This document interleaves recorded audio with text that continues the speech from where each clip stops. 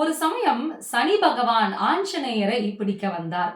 அந்த நேரம் ஆஞ்சநேயர் ராமபிரானை எண்ணி வழிபாடு செய்து கொண்டிருந்தார். சனி பகவான் வெளியிலேயே காத்துட்டு இருக்காரு. சரி, அவருடைய கடமையை செய்வதற்காக அவர் வந்திருக்கிறார் அப்படின்னு ஆஞ்சநேயரும் ராமபிரானை வழிபாடு செய்வதை நிறுத்தவில்லை.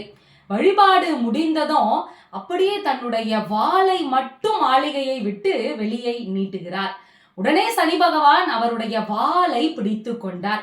பிடித்த உடனே சனி பகவானுக்கு ரொம்ப மகிழ்ச்சி.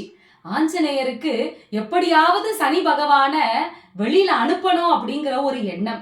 உடனே ராமபிரானை எண்ணி துள்ளி குதித்து மீண்டும் வழிபாடு செய்ய தொடங்கினார். சனி பகவானுக்கு ரொம்ப கஷ்டமா இருந்தது. உடல் வலிக்க ஆரம்பிச்சது. எப்படா இவர் துள்ளி குதிப்பதை நிறுத்துவார் அப்படின்னு சிந்திச்சுக்கிட்டே இருந்தாரு.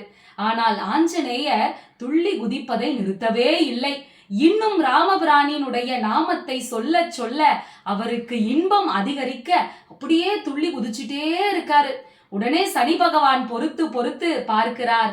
பொறுமை இழந்து இந்த ஆட்டத்தை எப்பொழுது நிறுத்துவீர் அப்படின்னு ஆஞ்சநேயர்கிட்ட கேட்க, என்னது, நான் நிறுத்தணுமா? ராமபிரான நினைச்சு இல்ல நான் குதிச்சுக்கிட்டு இருக்கேன். 7.5 வருடம் நான் நிறுத்துவதாக இல்லை அப்படின்னு சொல்லிடுறாரு. உடனே சனி பகவானுக்கு பயம் வந்து விட்டது. என்னடா இது, வம்பா போச்சு.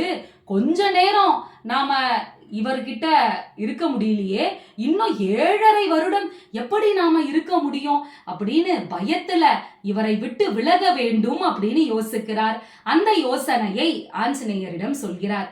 உடனே ஆஞ்சநேயர் அதற்கு நல்லதே போல 7.5 சனி பிடிக்கின்ற பொழுது யாரெல்லாம் விட்டு விலக வேண்டும் என எண்ணுகிறார்களோ, எண்ணி என்னை வேண்டுகிறார்களோ அவர்களுக்கு எந்த தொந்தரவும் நீ செய்யக்கூடாது என கேட்டுக்கொள்கிறார். சனி பகவானும் சரி என்கிறார். 7.5 சனி, அஷ்டமத்து சனி பிடிக்கின்ற பொழுதெல்லாம் அதன் பிடியிலிருந்து நாம் தப்பிக்க வேண்டும் என்று சொன்னால் ஆஞ்சநேயரை வழிபாடு செய்கின்ற பொழுது அவர் நிச்சயம் நமக்கு வழிகாட்டுவார்.